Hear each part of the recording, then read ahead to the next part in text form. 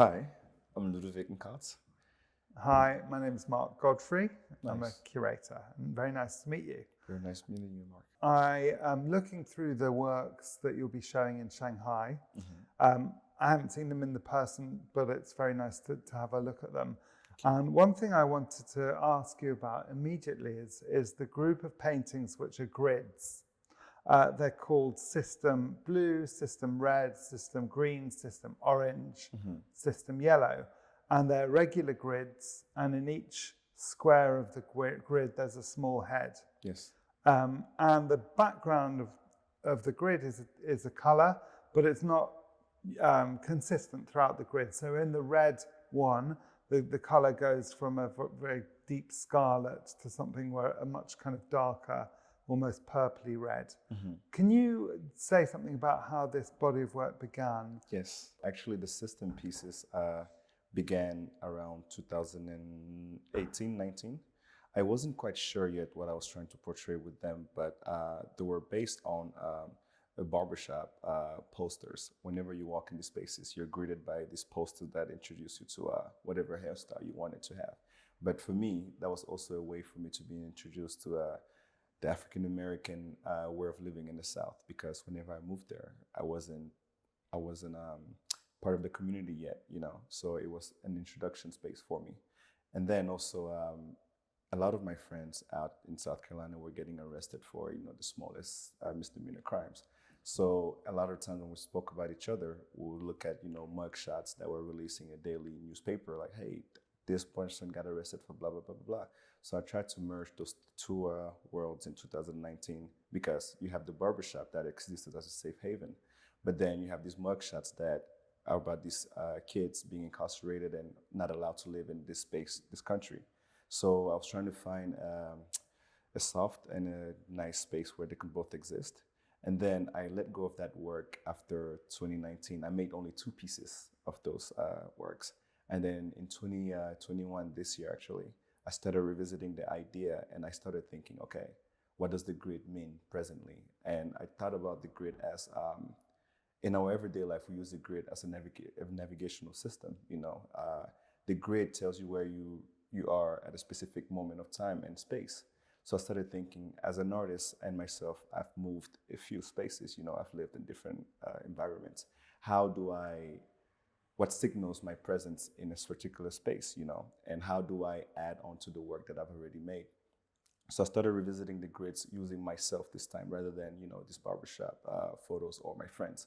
I started asking questions as, Well, I was just going to say, in the first 2 paintings, what was the image? I mean, what was the portrait or the head within the grid? So the portraits were these black men with these orange jumpsuits on.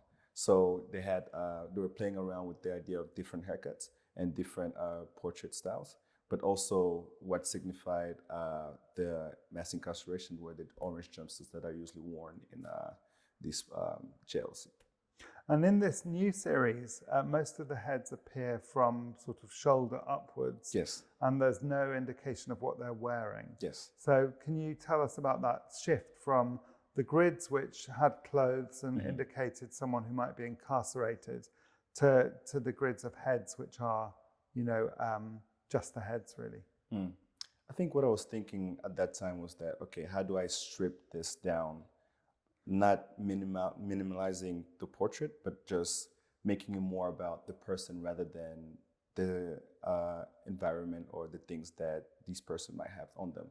So I think stripping them of this clothing made it a little more personal, made it more about the figure rather than the story or whatever other item could bring to the figure.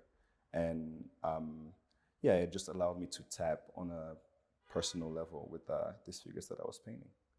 So within the history of painting, and particularly Western 20th century painting and American painting, grids and color grids have their own history. It's very different from the history of barbershop grids to show you what type of haircut you might get.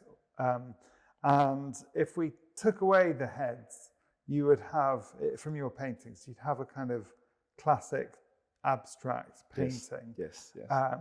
Where you've got different shades of yellow and orange, or different shades of blue to black. That's a good point.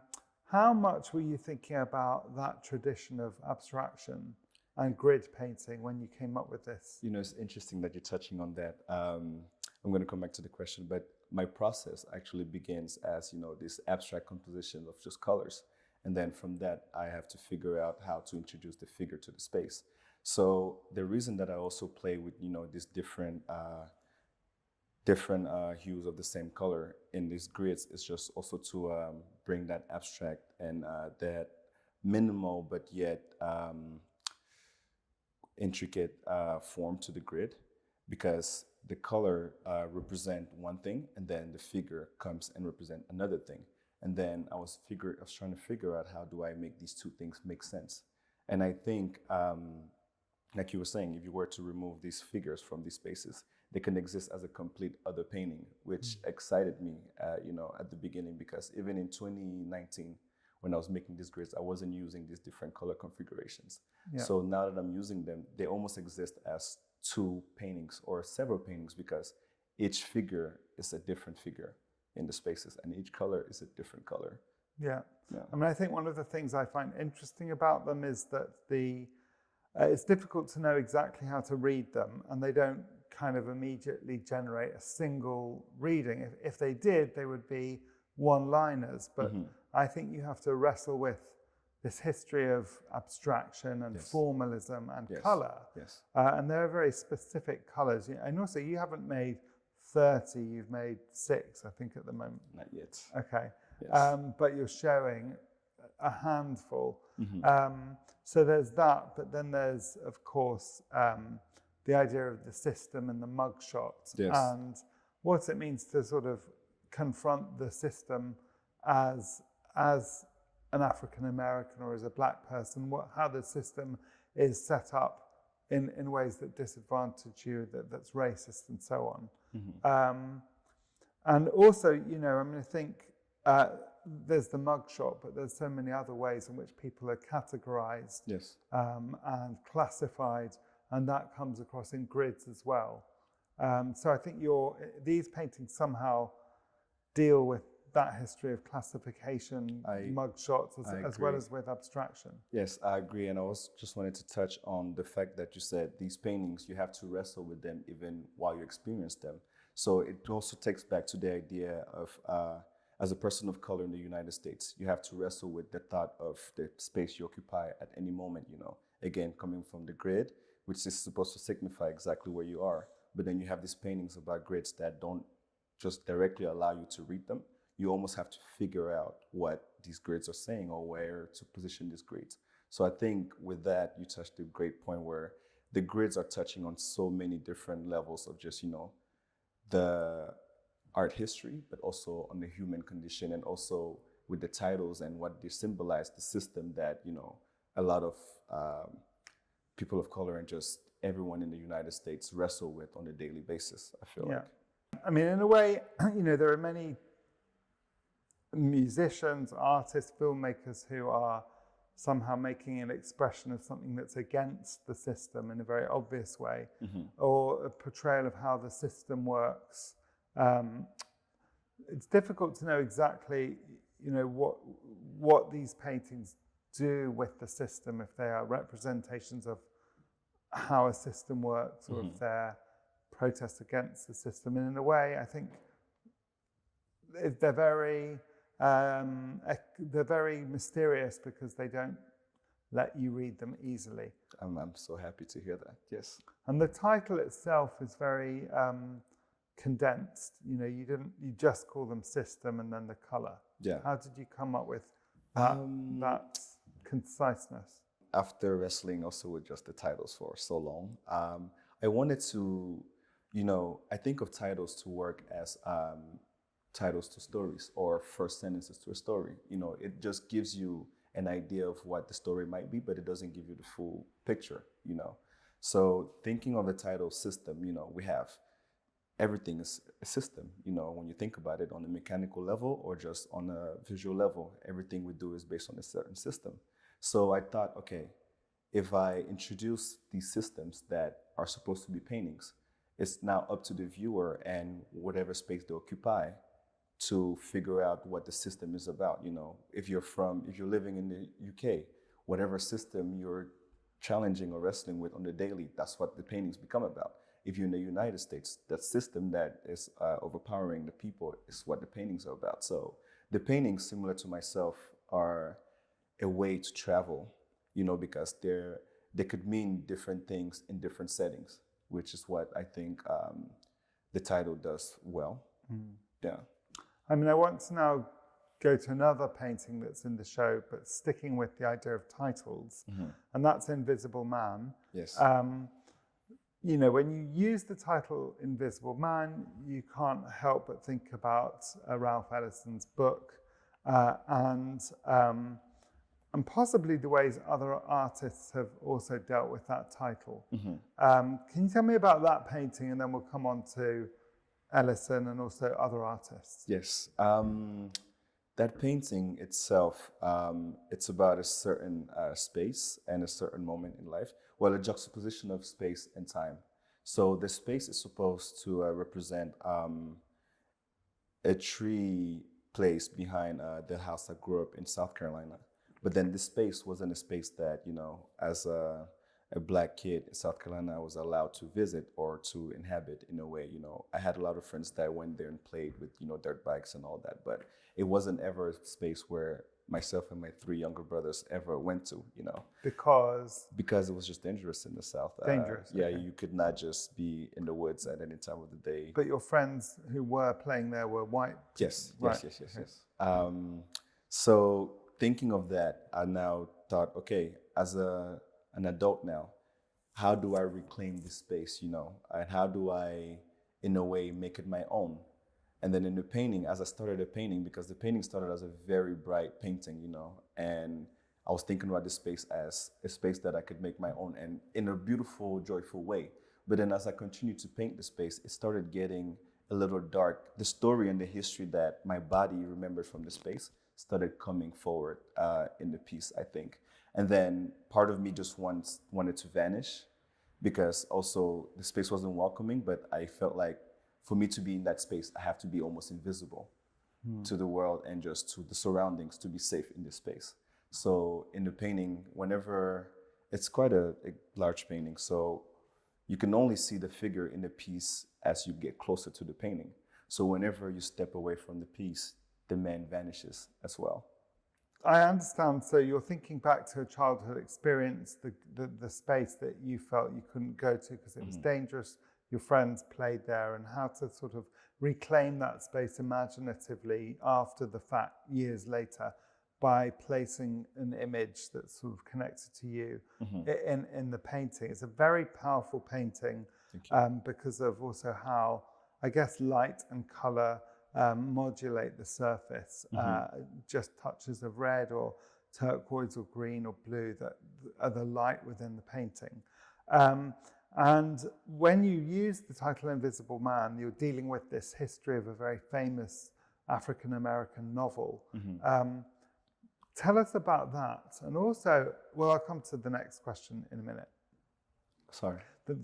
Well, as well as Ralph Ellison, I also wondered whether you're dealing there with Kerry James Marshall, because and in one of his breakthrough works, he himself made his Invisible Man painting. So actually I was introduced to the novel by Kerry James Marshall in a way, and my full experience to the novel was through him and through his perspective. And I loved the way, first that was such an important work for him and what it meant to the rest of his career, But the way he was also portraying this Black man, this artist, in the space that, he was based on his history in Chicago and also his history in just America, was something that I felt I could connect with, because whenever I was introduced to the United States, I was another. I felt like a stranger in a land that was supposed to become mine. And even now, whenever I'm in the United States, I still at times feel like a stranger in my own space. So Kerry James Marshall is just an artist also that I admire greatly. And everything about his work, the way he speaks about his work, the way he thinks about his work, and the psychology behind his paintings really intrigues me. So working on Invisible Man, I was thinking about the psychology that exists behind the idea of painting a figure as black as Kerry James Marshall does. But then I didn't want that to be my figure. I wanted that to be the space that the figure inhabits. So in a way, reclaiming a dark space rather than a dark body, and making that space a beautiful, colorful space, because the painting is a very colorful painting, but from far it exists as just somewhat of a black painting. You have to walk into the space for the color to somewhat reveal itself. Do you think that's an analog for anything? I mean, that idea of something that reveals itself slowly, or that appears one way from a distance? And from my personal experience, it's been America to me. It's been the more I give, I've felt like the more I've received throughout the years. And then the more, what's the word I'm looking for? The more questions I've been asking, the more answers I've been getting. So similar to the paintings, I've wrestled with the idea of what it meant to be American for so long that after a point in time, I just started accepting it. The fact that, I'm American now. So what does this mean going forward? And now the full American experience started revealing itself to me. So the painting also speaks on walking into darkness to find light in a way. Yeah. We haven't yet talked about the sort of style of paint application, and impasto, the thickness of paint, how you make paintings, whether they're done quickly or slowly. I mean, one very, very sharp difference between you and Kerry James Marshall is, let's say, the thickness of painting in your work. The visibility of brushstrokes, the way that you can see how a figure's come together through a collection of strokes, rather than everything being sort of smooth. How did you get to that style of painting, that type of facture? Through a lot of mistake making, I would say. But I think I was just very interested in the way, because I'm painting these black figures, and the way I've looked at my body throughout time, I've always remembered my life through sometimes scars. And back in West Africa and in Cameroon, we have some traditions that include scarification. And throughout my life, I've looked at myself in the mirror and remembered these exact moments just through these little scars. So the way I see my paintings, in a way, I want these brushstrokes to be visible to the viewer as a memory. I want you to be able to see the turn the artist made, or the time, or the point exactly when the artist decided to make a certain decision. I want the work to be a vehicle to the idea, rather than you having to digest the whole thing at once. I want you to first understand the brushstrokes, how thick the paint is, and what that can mean for the painting itself. And then after that, you're now introduced to the grand picture of what these brushstrokes are supposed to mean. And you don't just use it looks like you're using the end of the brush sometimes to scratch into I'm using wet so many paint. things. What are the other tools? So there's a brush, there's bristles, a brush, there's there's the a end. knife, there's a spoon, there's a fork. Yeah. Usually, so whenever I'm painting, it feels like a full body experience, My studio is very messy at times. So whenever I'm painting, if there's the back of a tube on the floor and I need to make a specific mark, whatever is there, I grab it. If there's a nail and I need to scratch into a painting, I grab it. So how do you get in the mood to do all this? And is it done 9 to 5, or is it done late at night? So almost like an all-day thing, I have like 10-hour studio days most of the time. So, and during the morning, and during the day, I conceptualize, what exactly maybe my colors would look like, and what exactly the painting might be about. And then I prefer to paint at night, because, a lot of artists frown on me because, there's no more sunlight. But I prefer the night because I feel like the world is asleep, and everything is calm, and I'm able to be in conversation with something higher than, just the light that is in the studio. I'm able to tap into a moment in time that I create. It's not because it's day and I have to paint. No, it's me coming into the studio at night and figuring out exactly what is supposed to be done. And so it sounds like there's a lot of kind of preparation in terms of colors, obviously choosing a canvas of a certain size, but it wouldn't surprise me if paintings like Mind are made within hours and then finished. Is that correct? Yes, I enjoy working on about 4 to 5 pieces at once, And then when it comes to a smaller scale work, I'll attack it on a few days or hours, whatever the jazz is speaking to me sometimes too, because I work with a lot of music as well.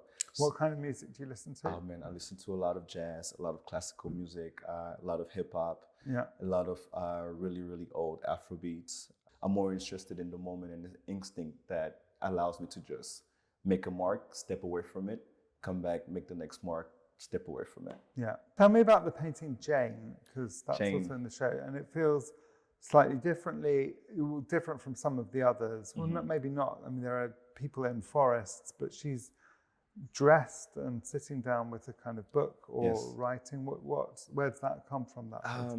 That specific painting has been a painting that I've been wanting to make for the longest, probably a few years actually.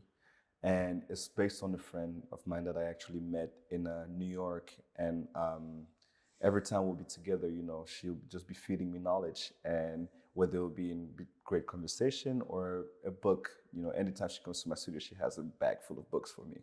And in a lot of my works, I like to position family and friend in these spaces that are either real or a lot of times also just fabricated.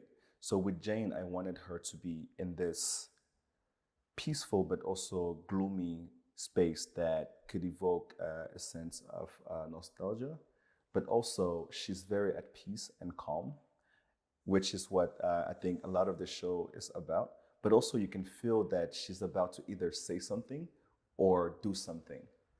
So I wanted that to come forward into the painting. And I also just wanted to capture, the relationship we share, and coming back to the idea of being introduced to, their American culture and what it means to be African American. She's been a very close friend that has helped me figure out, my way around New York and just what it means to be an artist living in New York in a certain way. This isn't necessarily connected to your paintings, but when you use the term African American, do you have a sense of feeling different from African Americans who weren't born in Africa? I mean, I know in New York there's kind of a lot of, and different cities in America now, there are a lot of communities of people who've come recently from different parts of Africa. But the phrase African American, came about in the 1970s after other terms, but really to describe, I guess, people who, describe the ancestors of enslaved people who had been taken forcibly from Africa to America. How do you feel you became African American, or do you feel African in America? It's very strange, Mark, I'll admit, because some days I feel, I am African American. Some days I feel I became African American, and some days I feel like I was just one day an African, and then next day I had to be an African American, to be able to make better sense of just my surroundings. But in the bigger scope of things, I would say, just based on the fact that I've lived in Cameroon as 100% African, and then now, as soon as I get to America, because of the color of my skin, to the mass population, I instantly became this African American, even though I did not speak the language at the moment. I think it was just something that, again, I had to embrace for me to be able to be in that space. And now that I started living in France also for a year or even more, I'm now being included in a different history, or in a new history to me in a way, but a history that also existed way before the history of African Americans, because African Europeans were a thing way, way before that. So now, in this part of the world, I'm now just an African European. I'm no longer an African American. Also based on the fact that I'm fluent in French. Right. So in France, no one, just from looking at me, no one thinks, oh, he's American or blah, blah, blah. They're like, oh, he has to be somewhere from West Africa. Yeah. Now he's here, so he's just an African European. In my own research, I've been very interested in the relationship of African American artists to the concept and traditions of Africa. From the 1960s onwards, artists traveled to newly independent states and sometimes sort of had to confront the difference between the myths they had of Africa, the romance they had, and then the realities of when they visited. Right. So artists like Melvin Edwards, for instance, or Betty Starr, whose work really began in the 1960s, made visits in the 70s to places like Festac and festivals and exhibitions. David Hammons has made a lot of work which is sort of looks at myths of Africa in African American communities. One of the things I think you get recently in a very young generation of artists is a number of artists based in the States, African American, who are thinking about West African religious traditions, spiritual, mystical traditions. But they don't know those traditions as in a direct way, but they know about them more through research. Right. And so they might sometimes travel back to West Africa, but sometimes they're just sort of wondering what those traditions are all about. Right. You see that in different ways in a number of different artists where they make shrines or they're engaging with those traditions. You, in your own work, obviously you grew up in Cameroon, and so you had a sort of lived experience of those traditions and those spiritual, mystical rituals. And that comes into some works that you've made, not in this show, but works like An Offering, which is a watercolor, or My Offering. These are paintings. Tell us a little bit about them and what it means to sort of think about those traditions from where you are. I love to talk about this. So I'm very fortunate, to have, different perspective and point of views in, just the human condition and just what it actually means to be either African or African American, because like you were mentioning, I was raised and grew up in Cameroon, and I had what I can say I consider the full experience of what it means to live in a West African country with both West African parents, and deeply rooted in our traditions and spirituality. But then as soon as I got to the States, I was now introduced to exactly the culture and what existed in America and between those histories as well. So with my work, I'm fortunate to be able to talk equally about both sides because I've lived on both sides equally amount of time now. So in works like My Offering or even An Offering, I'm playing around with ideas of, first, I want to say, I make a lot of these works because, yes, we were making, works about the human condition, the African American condition, and just the Black experience. But a lot of the times we don't get the direct African experience within these works, And I haven't seen much of that existing in my within my young peers. But also, I would say a lot of the paintings that I've seen from, the United States are, like you were mentioning, artists that have visited or have borrowed from history. But with these paintings, I'm actually recollecting memories of myself being in these ceremonies or in these traditions and what it meant to me, and also how that's impacted me and allowed me to see the world differently. So in My Offering, for instance, there's a figure holding a bird.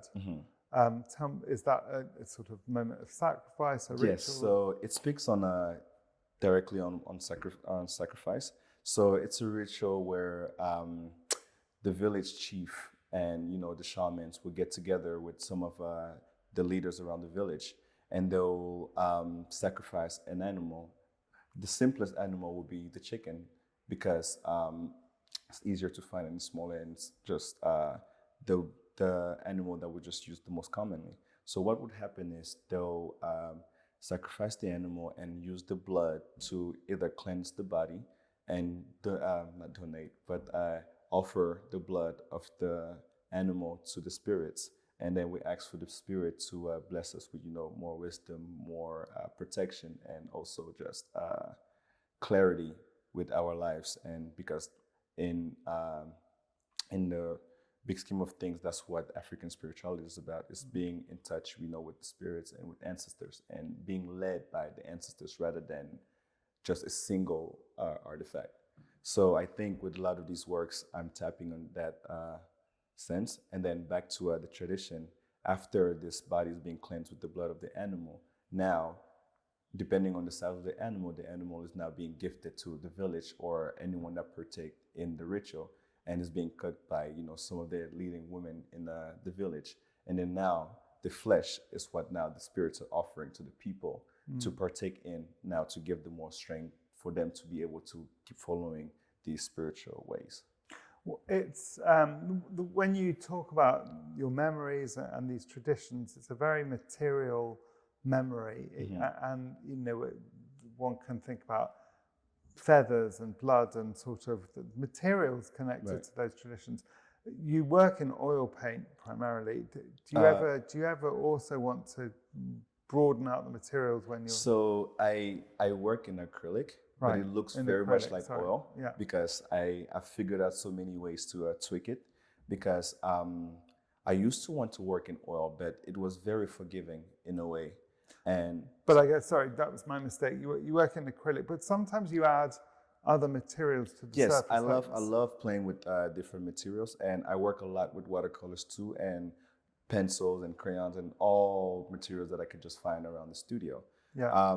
Sand sometimes? Sand, yes. I've definitely worked with sand. When does sand come in? So I haven't worked with it for a while, but I did a whole body of work in 2020. I went to Spain, in Girona, and I was living there for 3 months. And I wanted to develop this body of work that was speaking on the migration crisis that were happening a little bit around Europe, but that wasn't really being talked about, Yeah. So the idea of the sand came from, I thought to myself, okay, what is the first thing that, these immigrants would touch as soon as they arrive to what is supposed to be, freedom to them or a better tomorrow. And I started going around these different beaches around parts of Spain and collecting a lot of this sand. And I started folding the sand into paint to also bring a newly found texture within the material, because what the sand was doing, it was breaking the paint apart, but whenever it dried, it brought the paint back together, which was something that I wasn't ever able to get from just using pure materials from a store.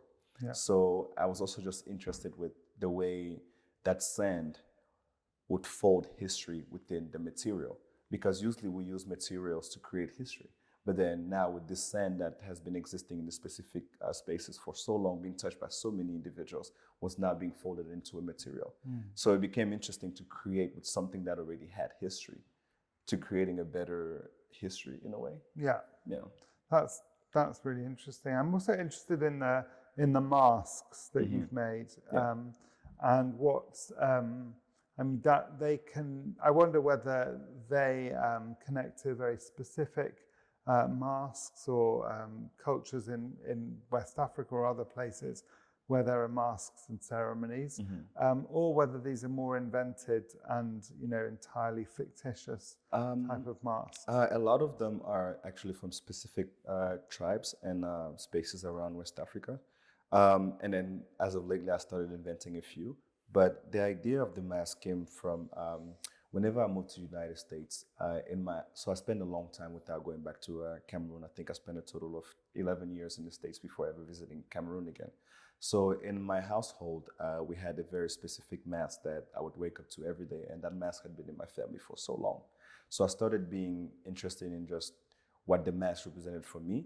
Where would that mask be hung? It's in my parents' home right now in South Carolina. But in your house in Cameroon, what was its function?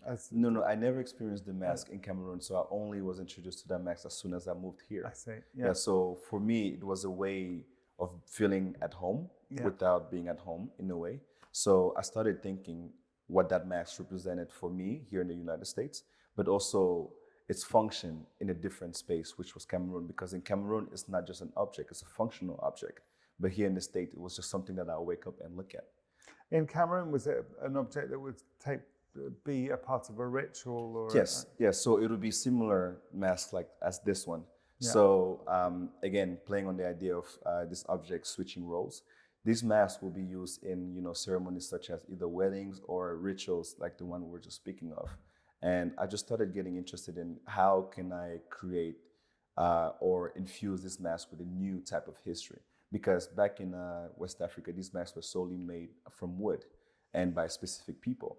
So I started thinking, what if I'm able to just paint this mask on wood, but purely made with paint? What does that mean for these pieces of artifact and history? Does it introduce it to a newer history, or does it still keep this history that already existed within these objects? And of course, many famous Western artists looked a lot at African tribal masks and took that in many different directions, most famously Picasso and Braque.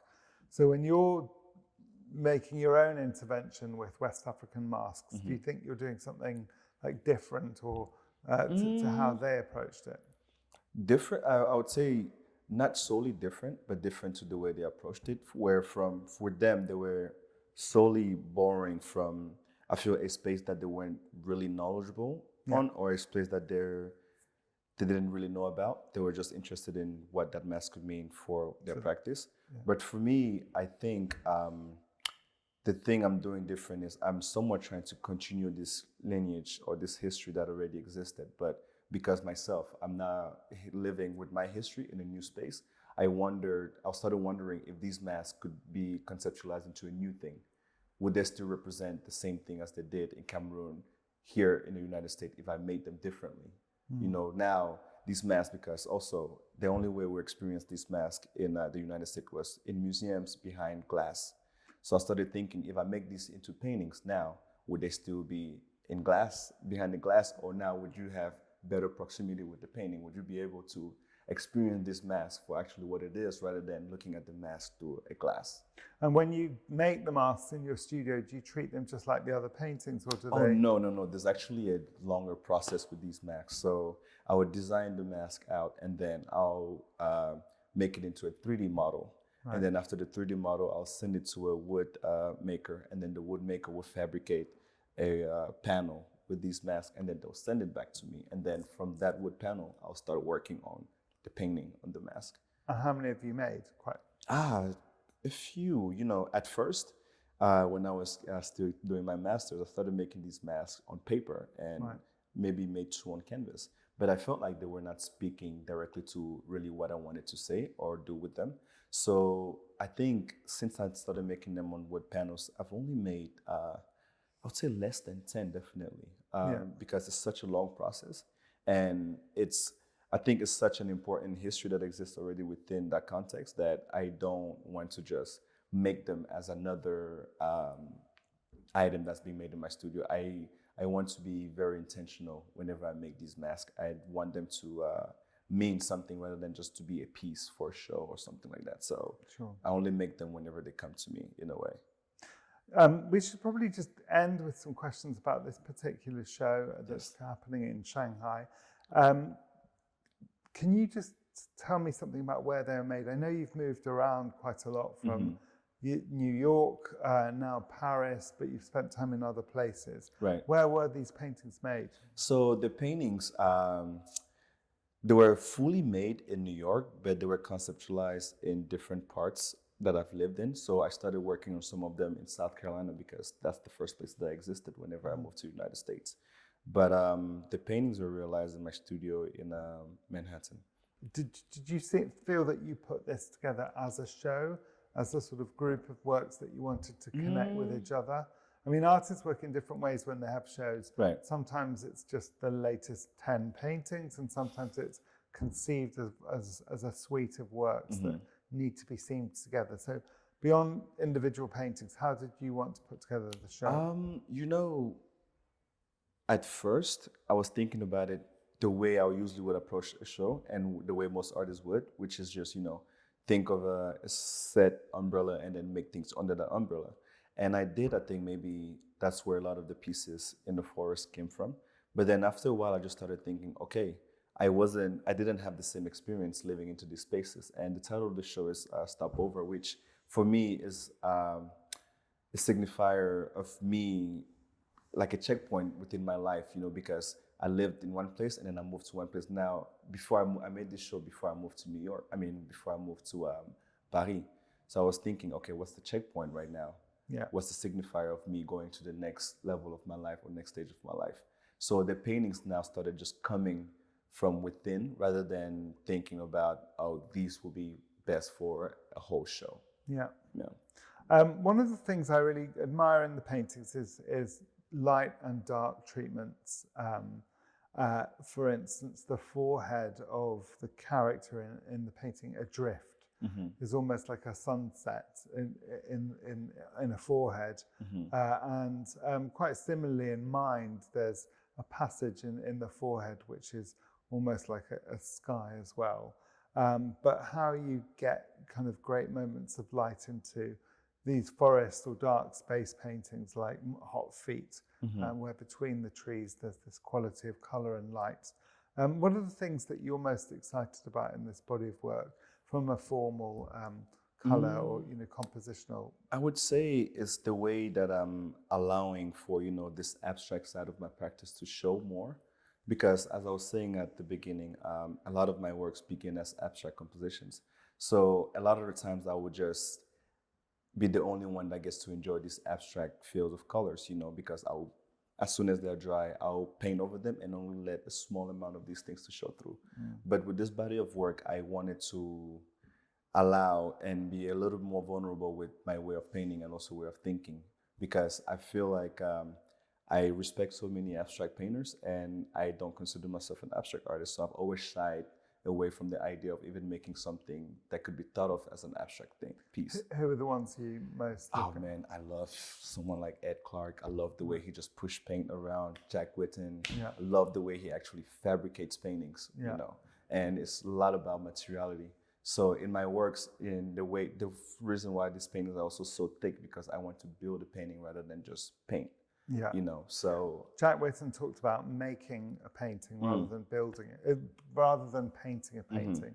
And he felt at a certain point that the making was a kind of labor. It is. And people have talked about Ed Clark's brooms in terms of janitors, and that he wasn't using it when he turned to use a broom, he was using something that laborers, and often black laborers in New York, for instance, black janitors were using brooms. He wanted to take that into the studio. Right. Do you see any kind of connections to what you might be doing, or in a what bit, you might do in the future? I did not know exactly that. Ed Clark borrowed the broom from this labor-intensive field. Well, I think it's more what people said about him. The way I was going to connect to that is that because before, or even while I was obtaining my master's, I had so many different jobs that were so labor-intense. And now that I'm a full-time artist, I'm still having to deal with this idea of laboring and just making something and building something. So I think thinking of paintings this way allow me to still feel like I'm connected to that part of my life, and not just sitting and painting. I'm actually building something.